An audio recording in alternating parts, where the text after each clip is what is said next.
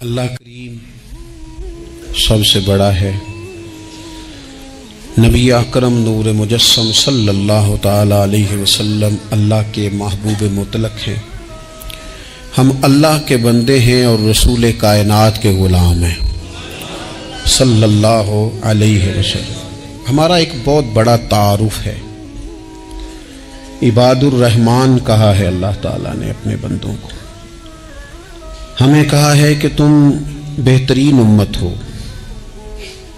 اللہ کریم نے اعزازات سے نوازا ہے۔ جن لوگوں کے پاس اتنی بڑی نسبتیں ہوں، اتنے بڑے حوالے ہوں، اتنی بڑی طاقتیں ہوں، ان کے پاس ظاہری طور پر اگر لوگوں کا جتھا نہ بھی ہو اور ظاہری طور پر اگر مال و اسباب وقتی طور پر نہ بھی ہوں، اقتدار، عہدہ اور بڑے لمبے چوڑے نعرے ان کے پیچھے نام بھی لگ رہے ہوں، تو یہ بہت بڑا تعارف نہیں کہ اللہ کے بندے ہیں اور رسول کریم کے غلام ہیں؟ اور کیا یہ تعارف جینے کے لیے، زندہ رہنے کے لیے اور گردن اٹھا کر جینے کے لیے بہت بڑا تعارف نہیں؟ باوجود اتنے بڑے تعارف کے اگر کوئی بندہ کمزور باتیں کرے، کچی پکی گفتگو کرے اور وہ اپنے آپ کو بار بار مظلوم ثابت کرنے کی کوشش کرے، وہ بار بار اپنے زخم دکھائے تاکہ وہ قابل رحم قرار پائے، تو یہ باتیں ایک مومن کو، ایک مسلمان کو، اللہ کے ایک بندے کو ذرا زیبا نہیں دیتی، ذرا اچھا نہیں لگتا۔ مسلمان اعصابی طور پر، ذہنی طور پر، نفسیاتی طور پر ایک طاقتور قوم ہے۔ مسلمان وہ قوم ہے جو مرعوب نہیں ہوتی، یہ روب دکھاتی ہے، روب۔ ہم وہ لوگ ہیں کہ جن کے اکابرین سوئے بھی ہوتے تھے نا، سوئے ہوتے تھے حضرت عمر، لیکن ان کو سوئے ہوئے دیکھ کر بھی لوگ کانپا کرتے تھے، اس لیے کہ شیر تو شیر ہی ہوتا ہے نا، وہ سویا ہو تو پھر بھی شیر ہی۔ تو میں کچھ عرصے سے اس کمی کو بڑی شدت سے محسوس کرتا ہوں کہ لوگ، یعنی کوئی شخص بھی ملتا ہے تو وہ اس لہجے میں بات کرتا ہے کہ اسے مظلوم مان لیا جائے، قابل رحم مان لیا جائے، اس کی مدد کی جائے، اس پر توجہ کی جائے۔ یہ مسلمان کی شان نہیں۔ آپ سورہ بقرہ پڑھیں گے تو قرآن مجید اصحاب صفہ کی شان بیان کرتا ہے کہ انہیں بڑی حاجت ہے، بڑے ضرورت مند ہیں۔ وہ لوگ تھے جو کئی دنوں تک روٹی نہیں کھاتے تھے، لیکن رب فرماتا ہے کہ میرے محبوب کے مدرسے کے ان طالب علموں کو جو دیکھے گا اسے محسوس ہوگا کہ یہ تو بڑے امیر لوگ ہیں۔ کیوں محسوس ہوگا؟ لا یسألون الناس الحافا، یہ لوگوں سے لپٹ کر سوال نہیں کرتے، کشکول طلب نہیں دراز کرتے، یہ اپنے پردے کو قائم رکھتے ہیں۔ خودداری، عزت نفس، وقار، خودی، ہمارے ہاں تیزی سے ان چیزوں کا آج جو ہے وہ یوں محسوس ہوتا ہے جیسے قحط ہو گیا ہے۔ الا ماشاءاللہ، آپ کے زخم دکھانے سے کوئی بھی آپ کا زخم نہیں بھرے گا، بلکہ میں نے تو یہ دیکھا ہے اپنی زندگی میں کہ اچھا بھلے تعلقات چل رہے ہوتے ہیں، آپ کو ذرا ضرورت پڑ جائے تو سامنے والا آنکھیں پھیر لیتا ہے، اسی وقت اس کا ماحول اور اس کے حالات خراب ہو جاتے ہیں۔ اس لیے اپنا سارا بھروسہ، اپنی ساری توجہ، اپنی سوچوں کا مکمل مدار صرف اللہ رسول کی ذات کو بنائیں، اور اس انداز میں بنائیں کہ کون دیتا ہے دینے کو تو چاہیے، دینے والا ہے سچا ہمارا نبی۔ اور یہ ذہن بنائیں زندگی میں کہ رب رسول کی بارگاہ سے 2 قطرے بھی مل گئے تو دنیا بھی بن جائے گی، آخرت بھی بن جائے گی۔ اس لیے ادھر ادھر دیکھنا تھوڑا کم کریں۔ اور بالخصوص آج اپیل کروں گا، استاد اپنے شاگردوں کو، پیر اپنے مریدوں کو، باپ اپنی اولاد کو بڑی بڑی باتوں کا سبق پڑھائے، بڑی بڑی باتوں۔ اقبال نے شکوہ کیا ہے، اقبال کہنے لگے شکایت ہے مجھے یا رب خدا بندان مکتب سے، یہ جو انہیں کہتے ہیں کہ جناب پڑھ جاؤ گے تو روٹی اچھی ملے گی، یہ انہیں کہتے ہیں پڑھ جاؤ گے تو کار میں بیٹھو گے، پڑھ جاؤ گے تو کوٹھی بنا لو گے، یہ کیا سبق پڑھا رہے ہیں بھلا؟ ان کو تو تم بڑے بڑے باتیں بتاؤ، انہیں کہو پڑھو گے تو دنیا میں حضور کے دین کا انقلاب برپا کرو گے، تم ان کہو کہ تم پڑھو گے تو تم ایک پورا ملک چلاؤ گے، تم انقلاب برپا کرو گے، اٹھ باندھ کمر کیوں ڈرتا ہے، پھر دیکھ خدا کیا کرتا ہے۔ اقبال کہنے لگے یہ تم کیا سبق پڑھا رہے ہو کہ روٹی صحیح مل جائے گی، چندہ اکٹھا کرنے کا طریقہ آ جائے گا؟ کہنے لگے شکایت ہے مجھے یا رب خدا وندان مکتب سے، سبق شاہی ہے اور بچوں کو دے رہے ہیں خاک بازی کا۔ اڑنے والی تعلیم تھی اور یہ انہیں رینگنے کا سبق پڑھا رہے ہیں۔ تگڑی تگڑی باتیں بچوں کو سکھاؤ، تگڑی تگڑی۔ یہ پھر سارے نہ ڈھونڈتے پھریں کہ وہ فلانا جو ہے نا چاچا امیر ہے تو ماموں امیر ہے تو فلانی خالہ باہر ہے تو فلانا ذرا مہربانی، کوئی بھی نہیں مہربانی کرتا۔ مہربانی جب بھی کرتا ہے یا خدا کرتا ہے یا مدینے والے محمد مصطفیٰ کرتے ہیں۔ اپنی توجہات کبھی بچوں کو دیکھیں، حضرت لقمان اپنے بیٹے کو کیا کہتے ہیں یا بنی اقم الصلاۃ وامر بالمعروف وانہی عن المنکر۔ حضرت لقمان اپنے بیٹے کو سمجھاتے ہیں، کہتے ہیں اے بیٹا نماز قائم کرنا، لوگوں کو بھلائی کا حکم دینا، برائی سے منع کرنا، وَاصْبِرْ عَلَىٰ مَا أَصَابَكَ، اور جب مصیبت پہنچے تو صبر کرنا، ادھر ادھر رونا دھونا نہ کرنا۔ نماز پڑھنا، بھلائی کا حکم دینا، برائی سے منع کرنا، اور اگر کوئی مصیبت پہنچے تو اس پر صبر کرنا۔ کتنے کام ہو گئے؟ 4۔ ایک نماز پڑھنی ہے، ایک بھلائی کا حکم دینا ہے لوگوں کو، ایک برائی سے، اور اگر کوئی مشکل آئے تو کیا کرنا ہے؟ ان ذالک من عزم الامور۔ فرمایا بیٹا یہ بڑی ہمت والے کام ہیں، ہمت والے کام کرنا، ہمت والے، طاقتیں اپنی قائم رکھنا، کمزور نہ پڑنا، لوگ تمہارے آنسو نہ دیکھیں، کوئی تمہیں تڑپتا نہ دیکھے۔ چھوٹا چھوٹا زخم لے کر لوگ سگنل پہ کھڑے، چھوٹی چھوٹی مجبوریاں لے کر لوگ مانگنے کے لیے دروازوں پر کھڑے ہیں۔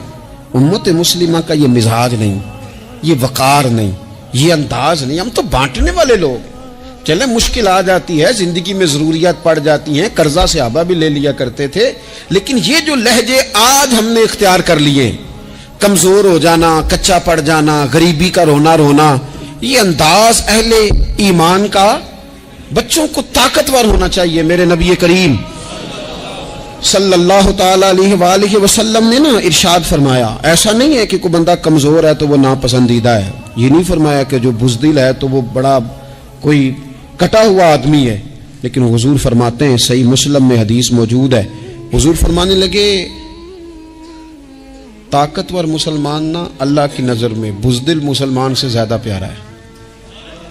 طاقتور ہے نا، اس کی شان زیادہ ہے، یہ جو با ہمت ہے، با حوصلہ ہے، جس کے اعصاب مضبوط ہیں، یہ رب کریم کی بارگاہ میں باوقار ہے، اللہ کے حضور اس کی قدر ہے۔ اور حضور علیہ الصلوۃ والسلام صحابہ کو دعائیں سکھایا کرتے تھے، اور تعلیم امت کے لیے خود بھی حضور وہ دعا فرمایا کرتے تھے، کہتے تھے اے اللہ بزدلی سے بچا، کنجوسی سے بچا، اے اللہ اس بڑھاپے سے بچا جو انسان کو بڑا پریشان کر دے۔ حضور دعائیں مانگا کرتے تھے۔ دیکھیں بیمار انسان ہو جاتا ہے، اگر وہ سوچے نا رب کی طرف سے ہے تو پھر بیماری کا لوگ بڑا مزہ لیتے ہیں، کیونکہ جب بندہ بیمار ہوتا ہے تو نفسانی خواہشات ساری ختم ہو جاتی ہیں۔ اور میں اکثر دوستوں سے کہتا ہوں کہ بعض چیزیں ایسی ہیں جو وجد میں لے آتی ہیں بندے کو، اگر وہ غور کرے تو۔ آپ یہ حدیث پاک سنیں، حضور علیہ السلام نے فرمایا بیمار کے ساتھ ضد نہ کرو کہ ضرور کھا، ضد نہ کرو، اس لیے کہ اللہ اسے کھلا بھی دیتا ہے، پلا بھی دیتا ہے۔ اب جب کسی کو پتا چلے کہ میں بیمار ہوں تو رب مجھے کھلا پلا رہا ہے تو مجھے بتائیے بیماری کتنی پیاری لگے گی، بیماری میں کتنا سرور آئے گا۔ پھر تو انسان ہمیشہ چاہے گا کہ مجھے وہ چیزیں ملیں جو مجھے اللہ تبارک و تعالیٰ کی بارگاہ کے قریب کر دیں۔ دوسری بات یہ ہے کہ میدان میں جب انسان اترتا ہے نا تو اسے ایک بات اپنے ذہن میں رکھنی چاہیے کہ جیت اور ہار یہ اللہ تعالیٰ کے دست قدرت میں ہے، لیکن جب وہ لڑے تو جیتنے کے لیے لڑے۔ ہمارے ہاں نا بہت سارے لوگ لڑنے سے پہلے ہی ہارے ہوئے ہوتے ہیں، میدان میں نکلنے سے پہلے ہی وہ کمزور باتیں کر رہے ہوتے ہیں، ابھی سفر شروع نہیں ہوتا، وہ کہہ دیتے ہیں نہیں جناب آپ کی بات تو ٹھیک ہے پر کیسے ہوگا، کیوں کر ہوگا، لوگ تو آج کل چلتے ہی نہیں، بڑے مسئلے خراب ہیں۔ اور پھر کچھ لوگ ایسے ہیں جن کی باتیں سن کر بندے بیک گیئر لگا لیتے ہیں، اور میں نے دیکھا باتیں کرنے والے وہیں رہتے ہیں اور کام کرنے والے کہاں سے کہاں چلے جاتے ہیں۔ یہ یقینی نہیں کہ جیتیں گے، لیکن جب میدان میں اترے نا تو پھر ہمیشہ جیتنے کے لیے اتریں۔ کوشش کریں کہ میں نے اس انداز میں نکلنا ہے کہ میں نے نہ جیتنا ہے۔ حضرت مولا علی شیر خدا کرم اللہ تعالی وجہ الکریم سے کسی بندے نے پوچھا حضور آپ ہر میدان میں کامیاب کیوں رہتے ہیں؟ فرمانے لگے جیت ہار تو رب کریم کے دستے قدرت میں ہے، لیکن جب میں اترتا ہوں نا میدان میں تو میں دشمن دیکھ کے پہلے ہی فیصلہ کر لیتا ہوں کہ میں نے اس کے پیٹ میں خنجر مارنا ہے کہ گلے پہ، میں جیتنے کے لیے میدان میں اترتا ہوں۔ تو آپ دیکھ لینا دیواریں ہلتی رہتی ہیں اور در کانپ جاتا ہے، علی کا نام سن کر اب بھی خیبر کانپ جاتا ہے۔ کیوں کہ کہتے ہیں میں ذہن بنا لیتا ہوں کہ میں اسے کاٹ کے لاؤں گا، میں ڈرتا اور سہمتا ہوا میدان میں نہیں اترتا۔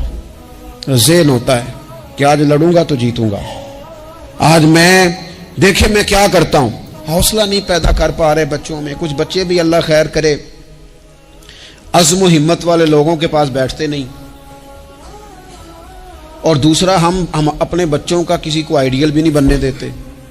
بچے کسی کا نام لیتے ہیں تو ہم کہتے ہیں پتر چھاڑ پرا، یہ دور ہی نہیں ہے۔ ہم کوئی ایسا ذوق، کوئی مزاج، کوئی طبیعت پیدا ہی نہیں ہونے دیتے۔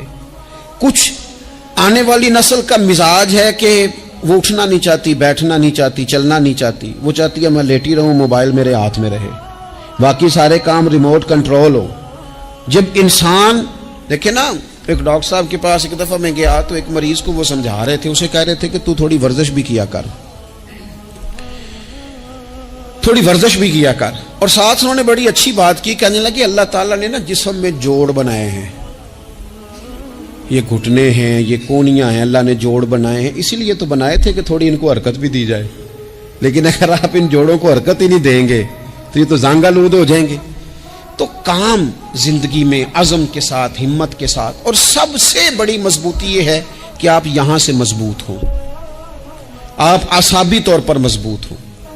یہ جو کمزوری ہے نا، ذہنی کمزوری، میں نہیں پسند کرتا کہ مطلب خواتین بچوں کو اس لیے ڈرائیں کہ بیٹا او ہو بلی آ گئی ہے۔ وہ بلی کیا ہوتی ہے جی؟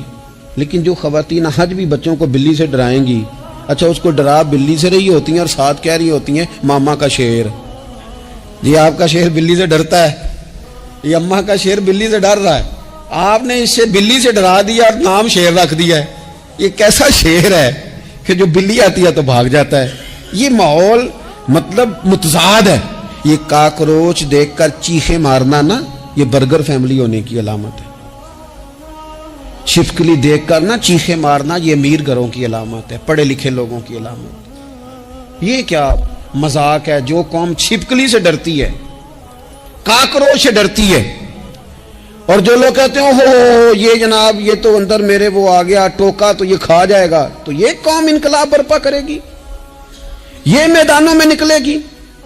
بڑے خوبصورت انداز میں ویڈیو بنا کے تو اس کو شیئر کیا جاتا ہے کہ وہ جی قربانی والے دن بکرا ذبح ہو رہا تھا تو بچہ رو پڑا۔ کیا بات کرتے ہیں آپ؟ یہ جہاد کرے گا بچہ کل کو جو بکرے ذبح ہونے پہ روتا ہے؟ اعصابی مضبوطی ذہنی طور پر مضبوط کب ہوتی ہے؟ جب انسان اخلاقاً مضبوط ہوتا ہے، اس کی طبیعت وزادار ہوتی ہے، اس کا مزاج اسے مضبوط کرتا ہے۔ آپ ایک حدیث دیکھیں، ترمذی میں موجود ہے، حضور علیہ الصلوۃ والسلام نے فرمایا جب اللہ تعالیٰ نے زمین کو پیدا کیا تو زمین ہلنے لگی، تو اللہ نے پہاڑوں کو میخیں بنا کر، قلعے بنا کر زمین میں لگا دیا تو زمین ٹھہر گئی۔ فرشتے فوراً عرض گزار ہوئے کہ مالک تیری سب سے طاقتور مخلوق یہ پہاڑ ہیں؟ فرمایا نہیں، لوہا جو ہے نا وہ پہاڑوں سے بھی طاقتور ہے، کیونکہ لوہا پہاڑ کو کاٹ دیتا ہے۔ یا اللہ پھر لوہا سب سے طاقتور ہے؟ فرمایا نہیں، آگ اس سے بھی طاقتور ہے۔ کیا آگ سب سے طاقتور ہے؟ تو فرمایا نہیں، پانی بھی ہے۔ کیا پانی طاقتور ہے؟ فرمایا ہوا بھی ہے، جو پانی کا رخ پھیر دیتی ہے۔ مسلمانوں خدا را اس سے بڑا ذوق نہیں ملے گا۔ میں طاقتور ہونے کا طریقہ بتا رہا ہوں۔ ہمارے ہاں لوگ سمجھتے ہیں کہ میں بولتا زیادہ ہوں اس لیے میں طاقتور ہوں، میرے پاس اسلحہ زیادہ اس لیے میں یہ دیکھو حضور نے بتایا طاقتور کون ہوتا ہے۔ یا رسول اللہ پتھر پہاڑ طاقتور ہیں؟ تو فرمایا نہیں، ان پر تو لوہا ہے، لوہا طاقتور ہے، نہیں اس پر تو آگ ہے، آگ طاقتور ہے، نہیں اس پر تو پانی ہے، پانی طاقتور، اس پر تو ہوا ہے۔ تو حضور پھر مہربانی کریں بتائیں طاقتور کون ہے؟ تو یہ دیکھو نا، یہ یاد رکھو نا، یہ کائنات کے سب سے بڑے حکمت والے محبوب کی بات یاد رکھو نا۔ حضور فرمانے لگے سب سے زیادہ طاقتور وہ مومن ہے جو سیدھے ہاتھ سے صدقہ دیتا ہے اور دوسرے کو پتہ بھی نہیں لگنے دیتا۔ اس ہاتھ سے صدقہ دیا اور اس ہاتھ کو پتہ، جس میں یہ اخلاقی طاقت آ جائے نا کہ اللہ کے راستے میں دے کر پھر اسے چھپانا آ جائے، وہ بڑا طاقتور آدمی ہے۔ وہ میں یہ سب سے بڑا طاقتور ہے جس نے اپنے رب سے راز نیاز شروع کر لیے، اللہ کے راستے میں دیتا ہے پھر کسی کو خبر۔ یہ کون سی طاقت ہے؟ یہ روحانی طاقت ہے، یہ اخلاقی طاقت ہے، یہ کردار کی طاقت، یہ سوچوں کی طاقت ہے، یہ آپ کے مزاج کے بلند ہونے کی طاقت ہے۔ لیکن اگر مسجد میں ٹائلیں لگوا کر بھی ایک ٹائل پہ نام لکھوا لیا ہے، اگر کہیں تعاون کر کے بھی کہا میرا ذکر کرو، کوئی خدمت کر کے کہا میرا نام لو، پھر آپ کمزور ہیں، پھر آپ طاقتور نہیں ہیں، پھر آپ نے بزدلوں جیسا کام کیا، پھر آپ نے وہ رنگ اختیار کیا ہے جو شاید آپ کو ذہنی طور پر بڑی کوفت میں مبتلا کر دے۔ تو اعصابی طاقت، اعصابی قوت، آپ دیکھیں حضرت صدیق اکبر رضی اللہ تعالیٰ عنہ، حضور نے تربیت کی تھی نا۔ میں ذمہ داری سے کہتا ہوں کہ تعصب کی اینک نہ کسی نے پہنی ہو، ورنہ کائنات میں عشق کی داستان ختم ہو جاتی ہے جناب صدیق اکبر پر۔ جو پیار انہوں نے مدینے والے محبوب سے کیا ہے کوئی کر ہی نہیں سکتا۔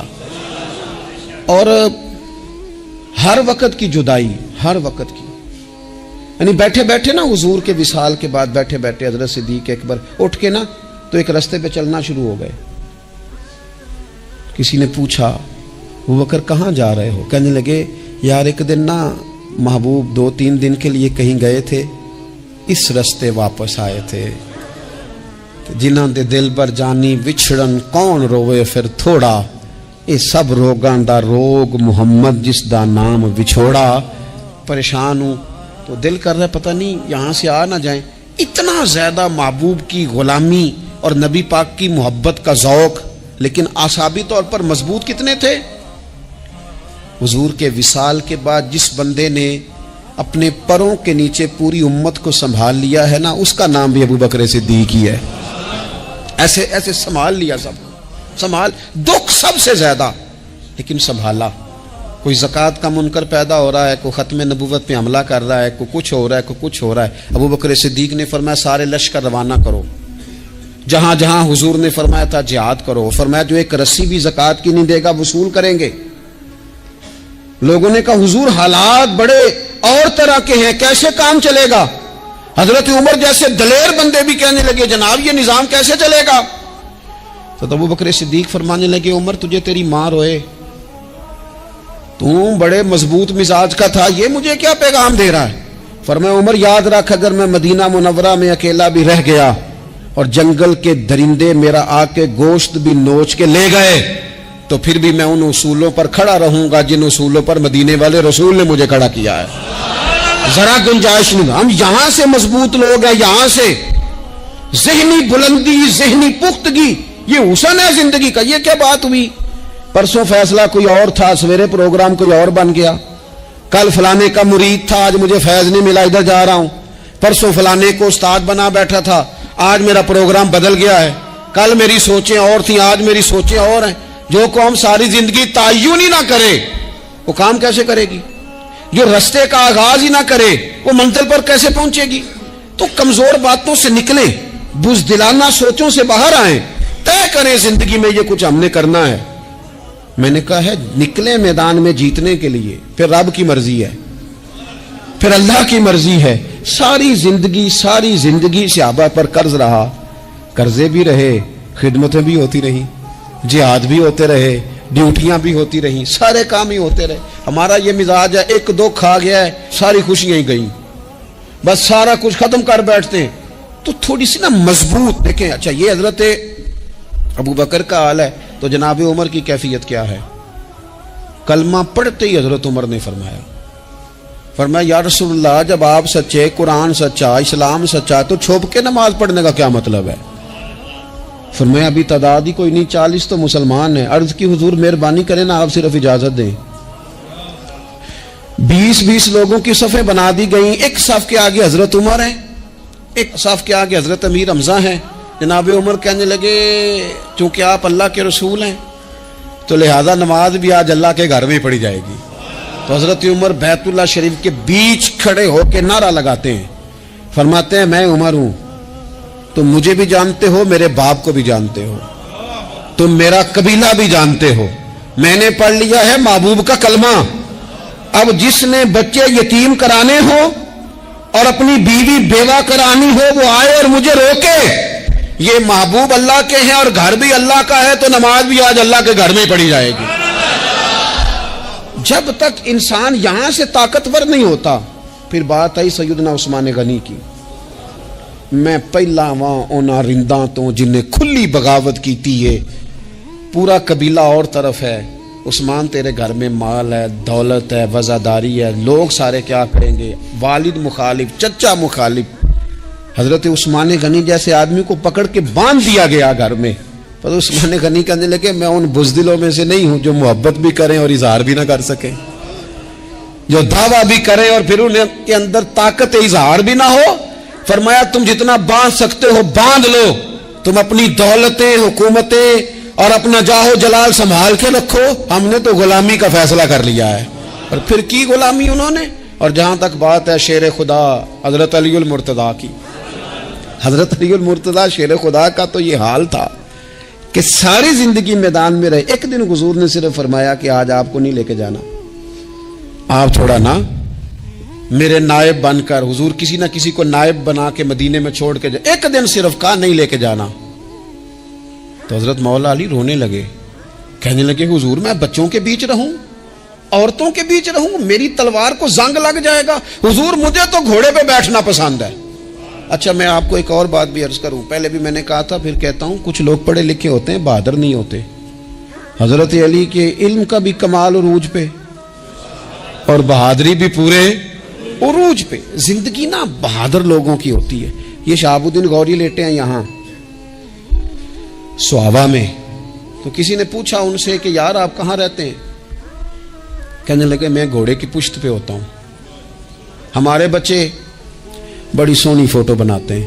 ان سے پوچھیں آج کل آپ کیا کرتے ہیں؟ تو کہتے ہیں موبائل چلاتے ہیں. آپ کیا کرتے ہیں؟ فوٹو کھینچتے ہیں. آپ کیا کرتے ہیں؟ کہتے ہیں وہ نا مجھے ایسا عجیب مسئلہ ہے موبائل کا کہ بچوں کی نا مطلب میں کئی دفعہ سوچتا ہوں کہ اگر انہیں کچھ 4 گھنٹے موبائل سے علیحدہ رہنا پڑا نا تو ہو سکتا ہے کہ ان کو ڈاکٹر کو بھی دکھانا پڑ جائے, اتنی کو بری حالت ہو گئی. مجھے ڈھیر سارے دوست کہتے ہیں جی آپ ٹیلی فون پہ ملتے نہیں. میں نے کہا میں پہلے ملا کرتا تھا جب تک لوگوں کی جیب میں موبائل تھا, جب سے لوگوں نے ہاتھ میں پکڑ لیا نا تو پھر تو ایک دن میں 100 نمبر ملتا ہے, تو پھر آپ کیسے موبائل پہ رہیں گے؟ پھر تو ایک ہی کام ہے, یا فون سنیں گے یا کوئی اور کام کریں گے. تو تھوڑی سی ہمت والی زندگی گزاریں. بزدلانہ باتیں, کمزور باتیں ہمارے بچوں کو بھی کمزور کر دیں گی. یہ کچھ نہیں کر سکیں گے. حضرت سیدنا عبداللہ بن زبیر رضی اللہ تعالیٰ عنہ, یہ مدینہ منورہ میں پیدا ہونے والے سب سے پہلے بچے ہیں. حضرت سیدنا ابو بکر صدیق رضی اللہ تعالیٰ عنہ کے نواسے ہیں. حضور کے پھپھو جناب صفیہ کے پوتے ہیں, اور عشرہ مبشرہ صحابی حضرت زبیر بن عوام ان کے بیٹے ہیں. شروع سے ہی بڑے بہادر تھے.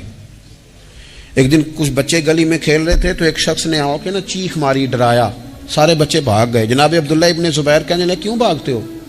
اب چیخوں سے بھی ڈرو گے؟ واپس آؤ سارے, میں تمہارا امیر ہوں, آؤ ذرا اس پر حملہ کریں. ہم سارے بھاگے اور یہ اکیلا کھڑا رہے. اس پر حملہ کیا, وہ ڈرانے والا خود ڈر کے بھاگ گیا. تھوڑا سا نا مزاج, ذہن, طبیعت دیکھیں نا, بدتمیزی اور چیز کا نام ہے لیکن گفتگو کا مضبوط ہونا یہ اور چیز کا نام ہے. بچوں کو جب پوری طرح یہاں تو ہم ان کو اس قدر زیادہ کمروں میں بند رکھتے ہیں کہ جب وہ نکلتے ہیں باغی ہو جاتے ہیں. یہاں پھر یہ ہوتا ہے کہ ان کے اندر جو صلاحیتیں ہوتی ہیں وہ پوری طرح دب جاتی ہیں. وہ جو کیفیات ہوتی ہیں جو ایک مردانہ وصف میں ہونی چاہیے ان کے اندر موجود نہیں ہوتی. اقبال کہتے ہیں آئین جواں مرداں حق گوئی و بے باکی، اللہ کے شیروں کو آتی نہیں روباہی. اور یہ جو سہمے دوست ہیں نا بالخصوص غریب طبقے سے، ان سے میں عرض کروں گا کبھی کسی کی گاڑی دیکھ کر مرعوب نہیں ہونا، کبھی کسی کے مہنگے کپڑوں کے روب میں نہیں آنا، کبھی نہیں. حالات کے سہمے ہوئے لوگوں کو بتا دو حالات بدل جاتے ہیں، ایک جیسے نہیں رہتے. کبھی کمزور نہ پڑیں اور جگہ جگہ اپنے دکھ بھی نہ بتائیں، جگہ جگہ اپنے دکھ نہ بتائیں. ہمت کریں. وہ ایک شاعر نے کہا تھا کہ با ہمت لوگ کبھی ہارا نہیں کرتے، یہاں وہ جیت جاتے ہیں یہاں کچھ سیکھ جاتے ہیں. وہ نا میدانوں میں رہتے ہیں. کمزور نہ پڑیں. یہ جو اتنا لمبی لسٹ بن گئی ہے نا، اتنی لمبی لسٹ مانگنے والوں کی، اتنا لمبی فہرست ہو گئی ہے ہر سگنل پہ، ہر چوک میں، ہر رش والی جگہ پہ. یہ بتاتی ہے کہ لوگ اس کو آر ہی نہیں سمجھتے، کمزوری نہیں سمجھتے، طاقت والا مزاج. حضرت عمر بہادر تھے تو بہادر لوگوں کو پسند بھی بڑا کرتے تھے. حضرت عبداللہ ابن زبیر چھوٹے تھے، بچوں کے ساتھ کھیل رہے تھے، اور یہ وہی حضرت عبداللہ ابن زبیر ہیں جو بعد میں امام حسین کے قاتلوں کے سامنے ڈٹ کے کھڑے ہو گئے اور انہوں نے اعلانیہ ان لوگوں کا بائیکاٹ بھی کیا اور ان لوگوں کے ساتھ سفارا بھی ہوئے.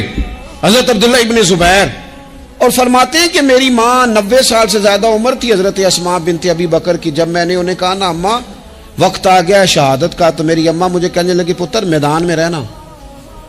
میدان میں بکرے کو ذبح ہوتے وقت تکلیف ہوتی ہے، جب اس کی کھال اتاری جائے پھر کوئی تکلیف نہیں ہوتی. ایسے ہی کمزور نہ پڑنا. ہمارے ہاں تو لوگ کہتے ہیں نا پتر اندروں کنڈی لے لا، ساڑی نہیں لڑائی. وہ جب ہمارے گھر آگ آئے گی پھر اسے ہم بند کریں گے، ابھی نہ تو بالکل باہر نہ نکلنا. کیسے قوم آگے بڑھے گی؟ جرتیں کیسے پیدا ہوں؟ اور جو کچھ کہہ نہیں سکتے وہ منوائیں گے کیسے؟ جو بات کرنے کی طاقت نہیں رکھتے وہ اپنا منوائیں گے کیسے؟ حضرت عبداللہ ابن زبیر رضی اللہ تعالیٰ عنہ اپنے دوستوں کے ساتھ گلی میں کھیل رہے تھے، جناب عمر فاروق آ گئے. حضرت عمر فاروق کا جلال تھا، بچے ان کو دیکھ کے دوڑ گئے. حضرت عبداللہ ابن زبیر کھڑے ہیں. حضرت عمر قریب آئے، کہنے لگے پتر آپ کیوں نہیں دوڑے؟ حضرت عبداللہ ابن زبیر چھوٹے سے ہیں، کہنے لگے جی کیوں میں دوڑتا، میں نے کوئی جرم کیا ہے؟ تو میں نے غلطی کی ہے بھلا کیوں دوڑوں؟ آرام سے کھیل رہے ہیں اور نہ ہم نے کوئی رستہ بند کیا، جگہ ہے آپ نے گزرنا تو گزر جائیں. چاہیے تھا نا حضرت عمر ناراض ہوتے، پر جناب عمر نے ماتھا چوم لیا. کہنے لگے کیا بات ہے بیٹا، ان چیزوں پر ذرا قائم رہنا. کہنے لگے جرم کی ہے، کیا مطلب ہے اس بات کا کہ فلانا ہے تو دوڑ جائے؟ کیوں دوڑیں جی؟ تو ہم نے جو قوم کو سکھانا شروع کیا ہے نا، دیکھیں فقر اور چیز ہے، درویشی اور چیز ہے، سادگی لیکن ظلم سہنا اور چیز ہے. دنیا میں قتیل اس سا منافق نہیں کوئی جو ظلم تو سہتا ہے بغاوت نہیں کرتا. اپنی زندگی میں عزم کو، ہمت کو، نظریے کو بلند کریں، مظلومانہ مزاج نہ پیدا کریں، بلا وجہ دکھ سنا کے اپنے آپ کو کمزور نہ کریں. یاد رکھیں اگر ہم اپنے دکھ کسی کو سنا رہے ہیں اور اپنے آپ کو بڑا غریب ثابت کر رہے ہیں تو ایسا نہ ہو کہ ہمارے بچے اس کا برا اثر لے جائیں. خودداری سے جینا سکھائیں، عزت نفس سکھائیں. ہر وقت گھر کے اندر، کلاس کے اندر، اپنے دوستوں کی جمعیت کے اندر کمزور باتیں نہ کریں، رو دھو کے وقت نہ گزاریں. رونے سے بھی رات گزر جاتی ہے، ہنسنے سے بھی رات گزر جاتی ہے، ناشکری سے بھی دن بیت جاتا ہے اور شکر سے بھی. لیکن بس بات اتنی ہے کہ شکر والوں کا ذرا صحیح بیت جاتا ہے، ہنسنے والوں کا ذرا صحیح بیت جاتا ہے. زندگی میں عزم کے ساتھ، ہمت کے ساتھ لوگ جس حال میں مرنے کی دعا کرتے ہیں، معاذ اللہ، لوگ جس حال میں مرنے کی دعا کرتے ہیں ہم نے اس حال میں جینے کی قسم کھائی ہے. اللہ تعالی ہمیں سمجھنے کی توفیق عطا کرے. آخر دعوانا ان الحمدللہ رب العالمین. چڑھ دے سورج ڈھل دے ویکھے، بجے دیوے